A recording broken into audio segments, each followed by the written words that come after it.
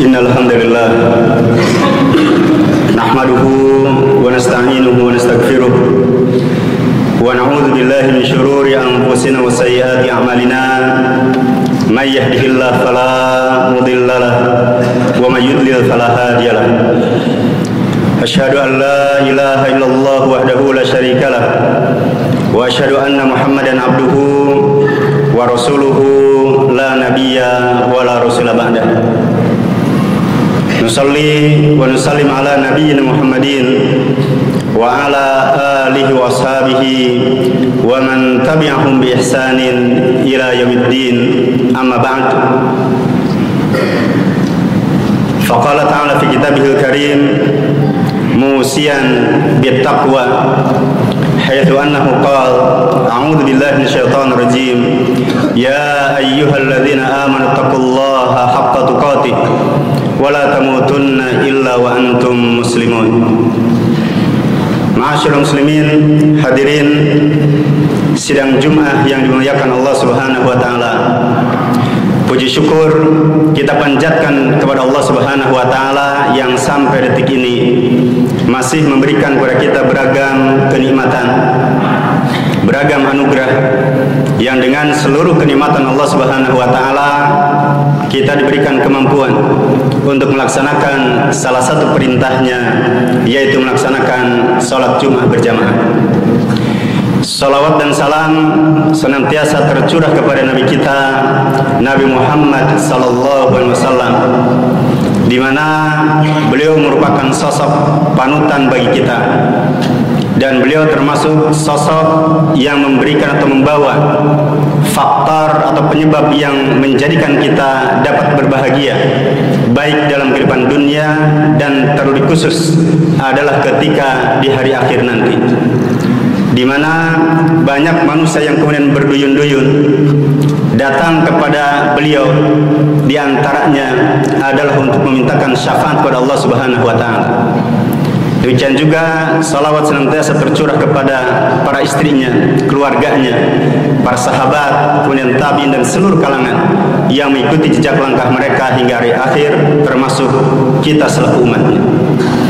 Dan selaku khatib tidak bosan-bosannya menyampaikan wasiat takwa, dan inti daripada ketakwaan itu adalah melaksanakan perintah Allah dan meninggalkan larangan-larangan Allah Subhanahu wa taala. Ma'asyiral muslimin, sidang Jumat yang dimuliakan Allah Subhanahu wa taala, tema yang kita angkat di dalam kesempatan khutbah Jumat ini adalah tiga ayat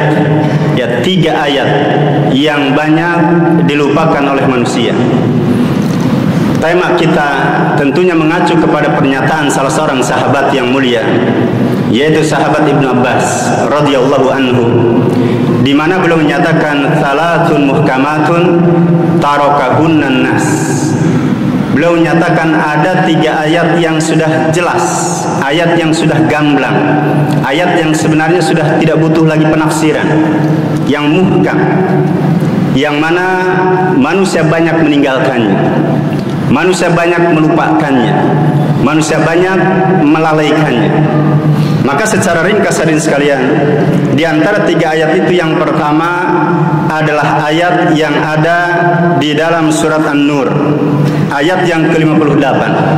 Ayat ini panjang dan kita ambil sebagiannya, di mana ayat menyatakan a'udzubillahi minasyaitonir rajim ya ayyuhalladzina amanu liyasta'dzinukumul ladzina malakat aymanukum walladzina lam yablughul huluma minkum thalatha marrat ila akhir ayat. Allah menyatakan, wahai orang-orang yang beriman, hendaklah minta izin kepada kamu yang namanya budak yang kalian miliki, atau zaman sekarang dengan para pembantu yang kalian miliki, kata Allah, dan anak-anak yang masih kecil yang belum balik, jika kemudian masuk ke dalam kamar hendaknya minta izin, dan itu dalam tiga kondisi. Yang pertama adalah terkait dengan sebelum waktu salat subuh. Maka yang namanya pembantu, yang namanya anak yang masih kecil, ketika suami istri masih berada di atas ranjangnya, masih berada dalam satu selimut di kamarnya, maka ketika mereka mau masuk harus izin dulu. Dan yang kedua adalah ketika kalian, kata Allah, melepas pakaian kalian di siang hari, minadh-dhahirah, yaitu ketika orang-orang melakukan tidur siang. Dan yang ketiga adalah waktu yang harus kemudian mereka minta izin ketika suami istri atau ayah dan ibu berada di kamarnya setelah waktu Isya, dalam arti ketika akan tidur malam. Maka ma'asyiral muslimin, sidang Jumat yang dimuliakan Allah Subhanahu wa taala, secara ringkas Ibnu Mas'ud, sahabat Nabi Muhammad SAW menyatakan, jika Anda, kata beliau, atau jika kamu mendengar Allah menyebut dengan seruan, wahai orang-orang yang beriman, fa'ariha sam'ak, maka telinga kamu hendaknya betul-betul fokus menyimak dan mendengarkan.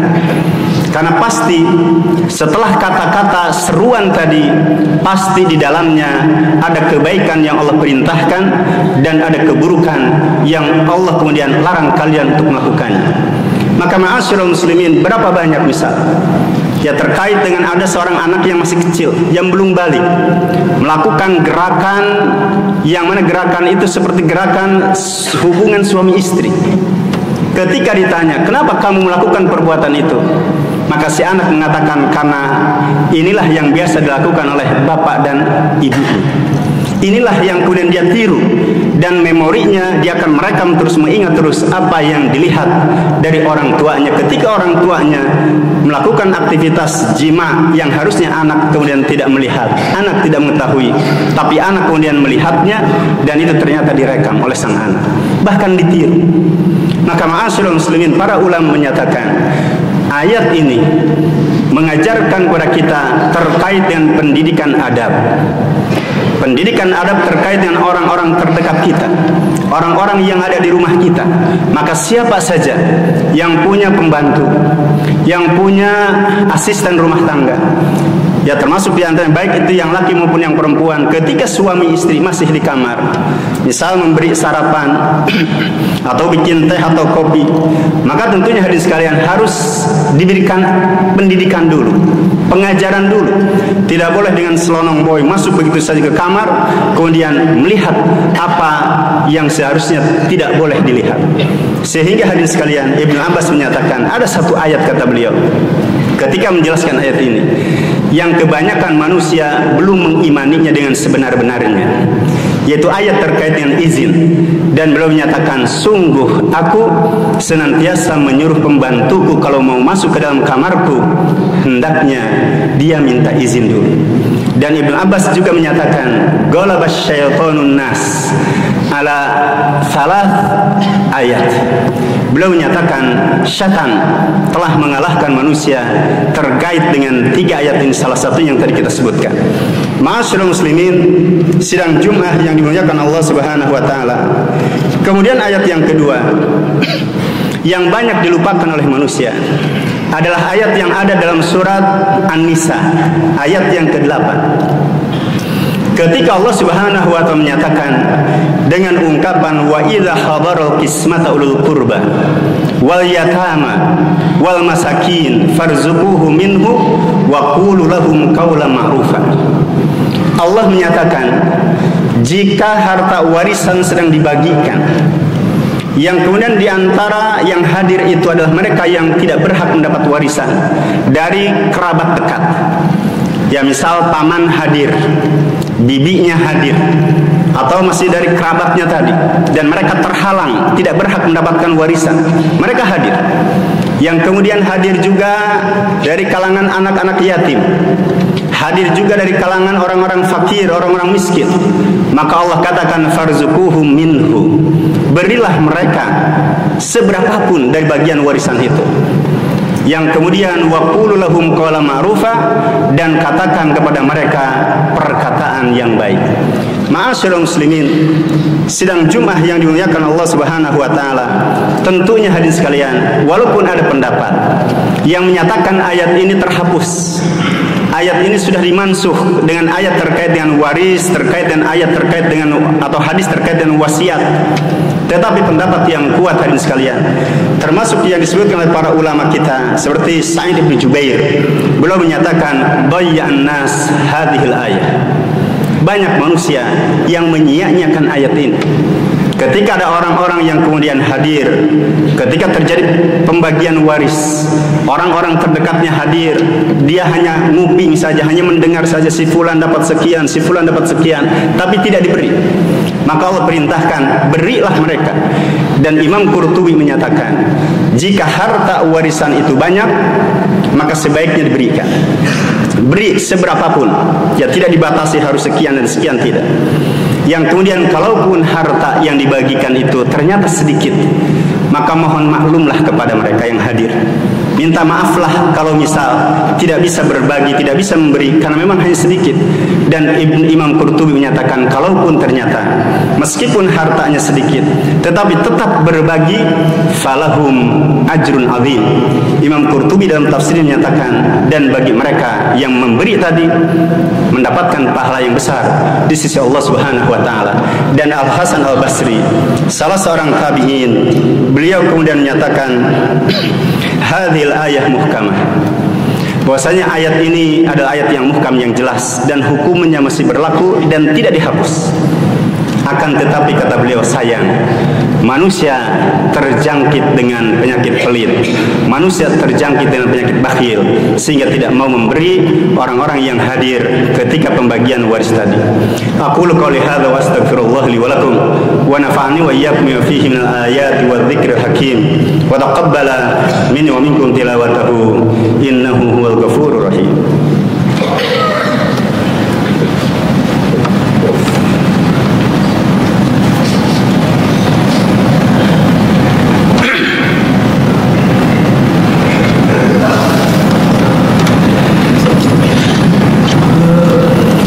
Innalhamdulillah nahmaduhu wa nasta'inuhu wa nastaghfiruh wa na'udzu billahi min shururi anfusina wa sayyiati a'malina may yahdihillahu fala mudilla lahu wa may yudlil fala hadiyalah.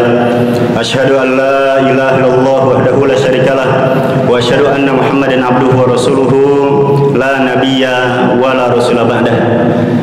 Nusalli wa nusallim ala habibina wa nabiyina Muhammadin wa ala alihi wa sahbihi wa man tabi'ahum bi ihsanin ila yaumiddin. Amma ba'd, fa ma'asyiral muslimin, sidang Jumat yang dimuliakan Allah Subhanahu wa taala, ayat yang terakhir, yang ketiga, yang banyak dilupakan oleh manusia menurut sahabat Ibnu Abbas, adalah ayat yang ada dalam surat Al-Hujurat ayat yang ke-13, di mana Ibnu Abbas membacakan penggalan ayatnya, inna akramakum indallahi atqakum, yaitu Allah menyatakan sesungguhnya orang yang paling mulia di sisi Allah, ya, di antara kalian adalah orang yang paling bertakwa.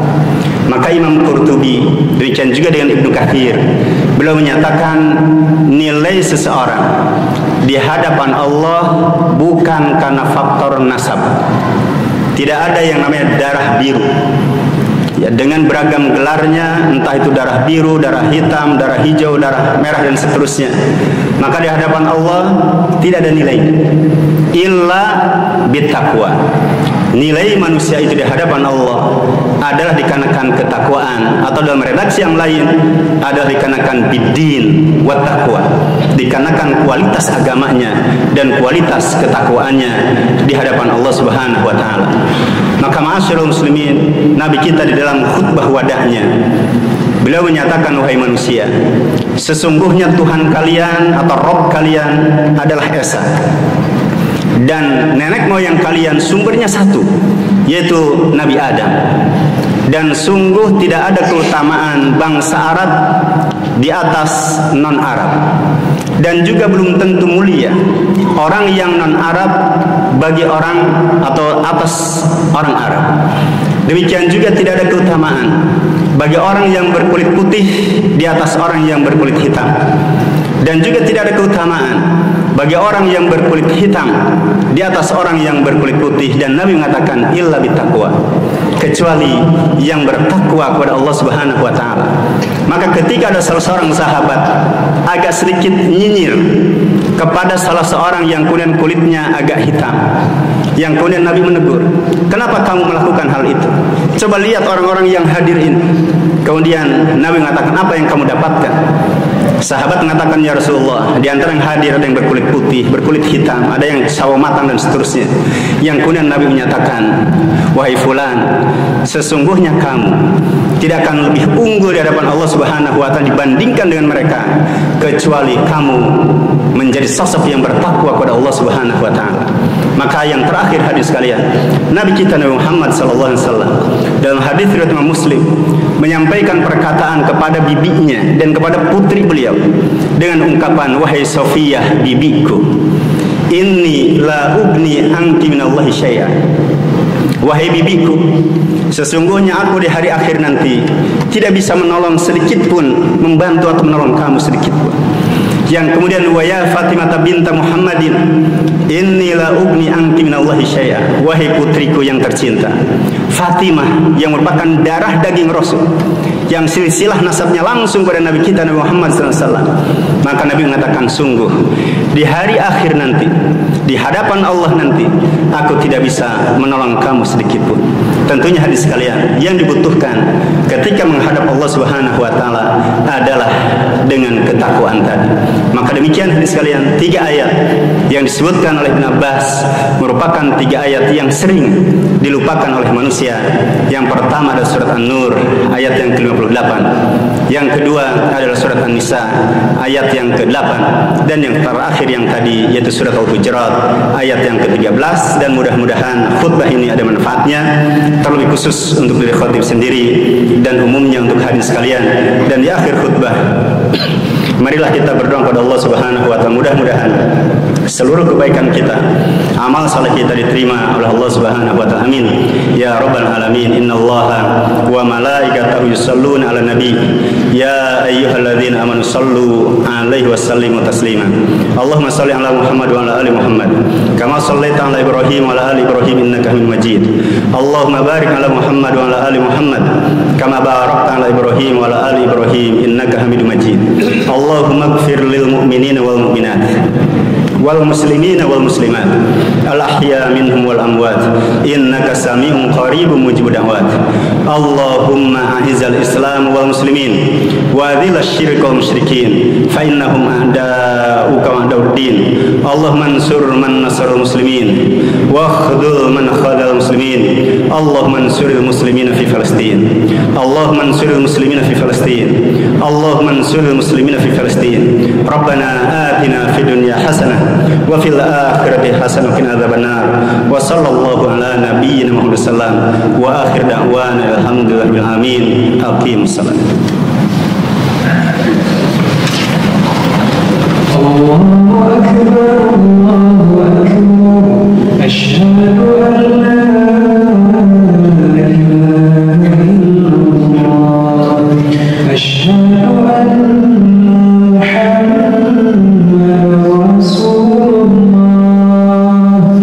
حي على الصلاة حي على الفلاح قد قامت الصلاة قد قامت الصلاة.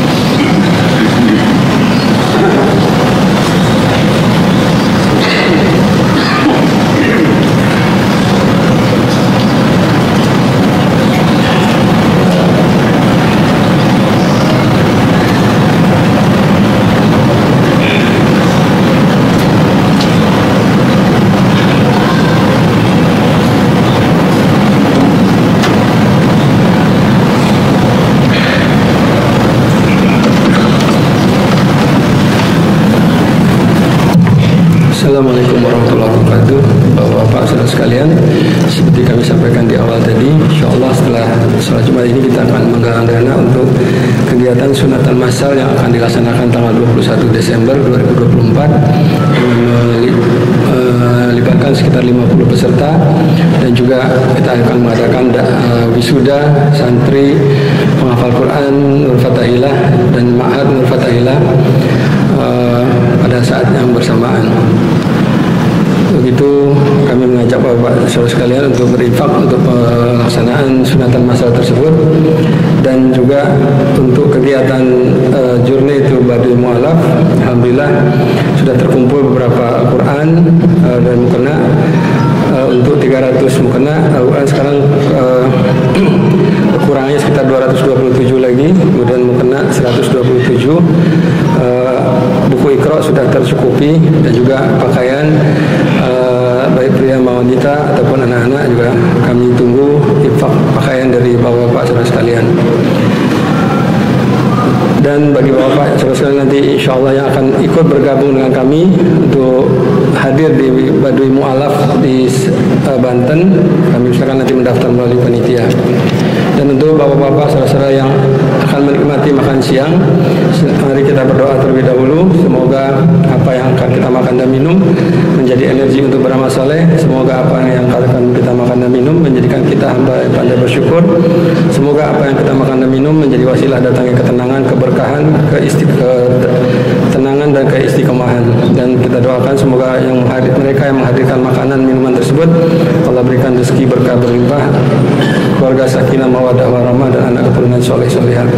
Allahumma barik lana fima razaqtana wa qina azabannar.